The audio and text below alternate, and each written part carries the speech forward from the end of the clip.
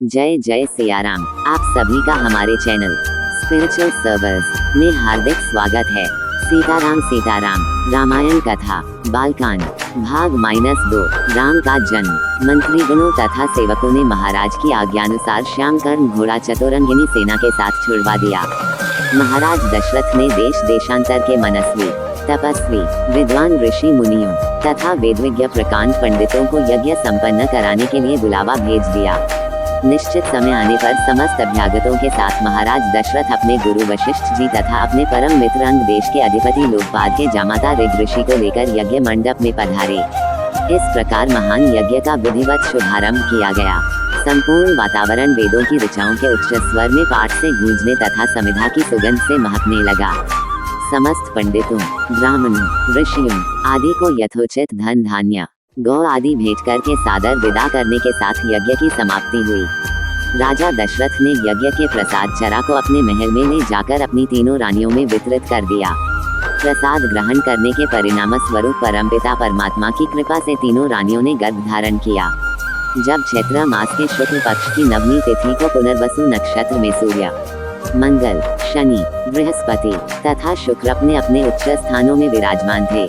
कर्क लग्न का उदय होते ही महाराज दशरथ की बड़ी रानी कौशल्या के गर्भ से एक शिशु का जन्म हुआ, जो कि श्यामवर्ण अत्यंत तेजोमय परम कांतिवान तथा अद्भुत सौंदर्यशाली था। उस शिशु को देखने वाले ठगे से रह जाते थे। इसके पश्चात शुभ नक्षत्रों और शुभ घड़ी में महारानी कैकेयी के एक तथा तीसरी रानी सुमित्रा के 2 तेजस्वी पुत्रों का जन्म हुआ।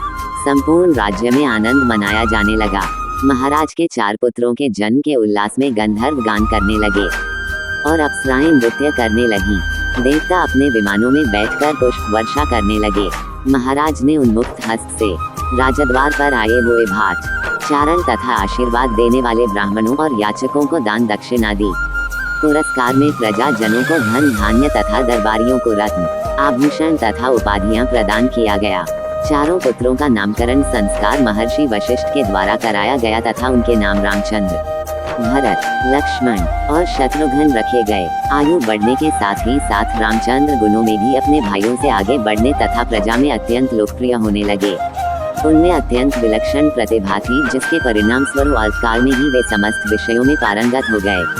उन्हें सभी प्रकार के अस्त्र शस्त्रों को चलाने तथा हाथी घोड़े एवं सभी प्रकार के वाहनों की सवारी में उन्हें असाधारण निपुणता प्राप्त हो गई। वे निरंतर माता पिता और गुरुजनों की सेवा में लगे रहते थे। उनका अनुसरण शेष 3 भाई भी करते थे। गुरुजनों के प्रति जितनी श्रद्धा भक्ति इन 4 भाइयों में थी, उतना ही उनमें परस्पर प्रेम और सौहार्द भी था। महाराज दशरथ का हृदय अपने 4 पुत्रों को देखकर गर्व और आनंद से भर उठता था। जय जय सियाराम। आगे की कथा रामायण कथा बालकांड भाग 3 में आपको पुनः कल मिलेगा। कृपया नोटिफिकेशन पाने के लिए इस चैनल को फॉलो और सब्सक्राइब करें। सीताराम सीताराम।